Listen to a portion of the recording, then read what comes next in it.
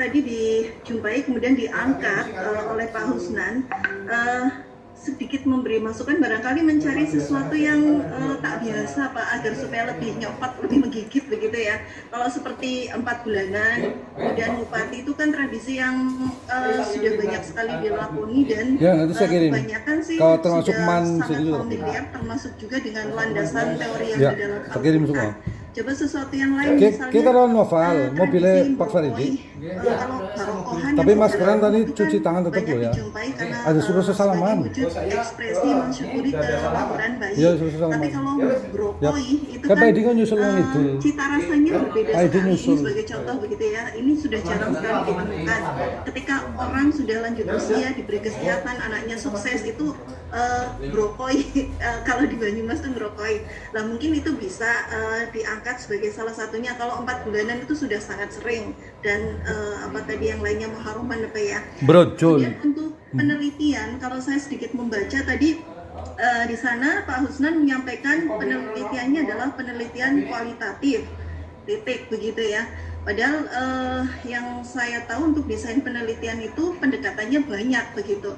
Nah misalnya yang dipakai apa, fenomenologi atau apa begitu. Nah Pak Husnan juga tadi menyampaikan menggunakan library research begitu ya. Padahal menurut saya kalau seumpama yang namanya penelitian itu memang tetap harus ada background teorinya, sehingga kalau memang mau menggunakan teori dasar, barangkali Pak Husnan bisa penelitiannya kualitatifnya adalah grounded teori misalnya seperti itu. Ini sekedar versinya saya, monggo nanti Pak Prof ya. Jadi sekali lagi penelitiannya desainnya apa begitu. Misalnya tadi fenomenologi atau apa, monggo. Menurut saya seperti itu. Terima kasih komennya begitu. Ya, saya tanggapi dulu Pak. Ya, nggak langsung saya Pak, karena waktunya udah. Oh gitu ya. Saya harus ganti dengan gitu. Iya, dengan UIN Mataram. Sebentar lagi saya masuk dengan UIN Mataram. Sama program dokter UIN Mataram sudah nunggu. Jadi gini, sekali lagi gitu ya. Meneliti itu adalah kerja sehari-hari, kira-kira begitu. Lalu kita mau pakai alat apa itu tergantung kita sebagai seorang peneliti. Yang penting kita mampu mengargumentasikan dengan meyakinkan. Apakah nanti pakai grounded teori, apakah pendekatannya kualitatif, apakah kuantitatif, itu menurut saya itu nanti saja gitu kan ya. Karena begini, begitu fleksibelnya gitu ya orang meneliti gitu ya. Karena begini, ketika tadi mengapa saya sebutkan yang paling mudah dalam kasus yang disebutkan Pak Ruslan maupun Pak Mampur tadi, antropologi sosial kan gitu kan, gabungan antara antropologi dengan sosiologi. Karena di situ ketika bicara antropologi dan sosiologi, maka fenomenologi juga masuk. Karena sedang bicara tentang peristiwa. Jadi sedikit untuk memberikan gambaran bagaimana membedakan antara antropologi, fenomenologi dan sosiologi. Ya, ini paling mudah untuk membedakan. Kalau antropologi titik tekannya kepada pelaku, aktornya yang dilihat, yang ditonjolkan gitu ya. Mau antropologi struktural, maupun antropologi fungsional, macam-macam teorinya itu kan. Itu bagi saya itu kita tidak usah terlalu repot dengan kegiatan teori yang muncul dalam antropologi. Tapi intinya adalah menonjolkan aktor. Sehingga dalam acara apakah tingkeban, apakah lingkungan tadi itu yang kemudian ditonjolkan adalah siapa saja yang di situ terlibat aktif dalam kegiatan itu.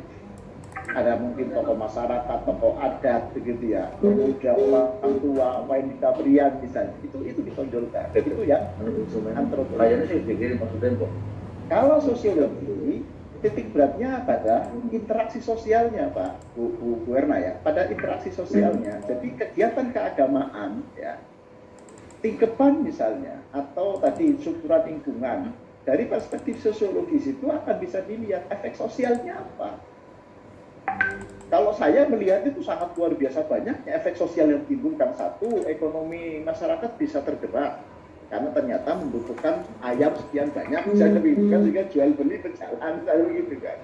Kemudian ikatan emosional di antara warga masyarakat terbangun karena mereka kumpul jadi satu, sehingga ketika ada salah paham di situ bisa saling menyapa, bisa salaman, bisa guyon. Kan aneh juga ketika bareng-bareng nggak salaman kan gitu kan. Sehingga yang tadinya punya rasa tidak enak karena tersinggung itu jadi cair misalnya. Itu efek sosiologis kan gitu kan. dari sebuah kegiatan keagamaan. Jadi maksud saya adalah sebuah peristiwa keagamaan kita mau bedah pakai apa saja itu bisa, gitu loh. Nah nanti tinggal pilihannya, kalau yang kita tonjolkan adalah anasir, unsur-unsur yang timbul, yang itu kemudian dampaknya adalah pada sebuah nilai sosial, maka tentu pendekatan kita pakai kuantitatif, gitu ya. Karena kita tidak bicara angka, kan gitu ya. Tapi kalau misalnya di sana bicara tentang dampak ekonomi, bicara tentang efek-efek yang timbul yang terkait dengan hal-hal yang sifatnya kuantitatif, ya tentu pakai pendekatan kuantitatif. Dan dalam dunia penelitian pun biasa data-data kualitatif dikuantifikasi, data-data kuantitatif dikuantitatifkan, itu biasa. Jadi sekali lagi saya minta ya pada jenengan semua tidak usah terlalu ricau. Ya, ini penting ya, karena sebagai mahasiswa ini biasanya kalau bacaannya masih kurang, biasanya suka bingung kan itu kan. Jadi mix itu yang sangat biasa gitu ya. Kualitatif dikuantitatifkan, kuantitatif dikuantitatifkan biasa. Karena tidak ada satupun gitu ya metodologi yang mampu ya menganalisis sebuah fenomena keagamaan secara 100%. Yang ada adalah mendekati lah kira-kira itu. Jadi peran dari kita semua Bapak Ibu sekalian sebagai peneliti ilmu sosial itu adalah satu, juru foto, gitu kan ya. Lalu yang kedua, memberikan pemaknaan terhadap foto itu loh. Kira-kira itu logika yang mudah yang bisa kita sampaikan. Lalu tidak masuk kepada wilayah teologinya gitu.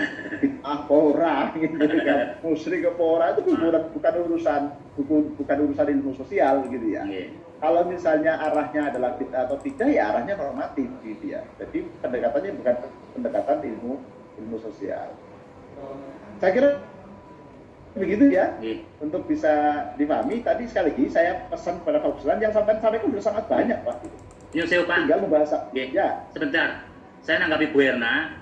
Bu Erna bacanya belum tuntas. Saya kan juga penelitian kualitatif dan juga penelitian lapangan yang saya tekankan di lapangan itu. Satu itu sebagai jawabannya. Yang kedua adalah mungkin namanya sama Mupati, tetapi kan actionnya yang berbeda. Yang saya kan tadi sudah menyampaikan action yang berbeda, kayak H-1 suaminya mesti membersihkan solokan, itu kan ada nilai-nilai tersendiri, itu kan mungkin yang berbeda.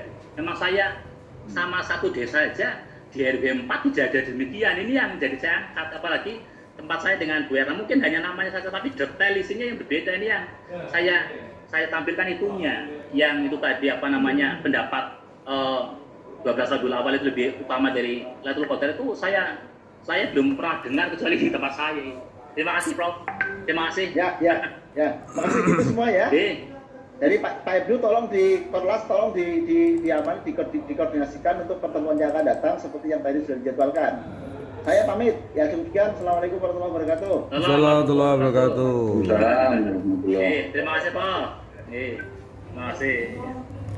Oke, Bapak sekalian yang saya hormati, sebagaimana yang sudah kita bahas awal tadi, ketika Pak Basit kemudian Pak Rohmat cenderung ke sistematika, tetapi Pak Nurholis dan Pak Lutfi cenderung mengeksplor, dan kita memang harus dipaksa untuk nulis ya. Ikuti saja kemauan pengampu kita. Ya, jadi kalau yang Profesor Nurholis sama Dr. Lutfi ikuti aja, yang penting nulis lah. Sehingga nanti Mas Saridin ke Pak Agus, kita ke Pak Edi, ke Pak Slamet. Jadi untuk menjaga marwah calon doktor kita itu, jangan kemudian alasan-alasan pribadi, alasan dinas dikemukakan di forum. Jadi mau tidak mau ya sudah, sesuai jadwal ya jadwal saja. Oleh karena itu nanti saya akan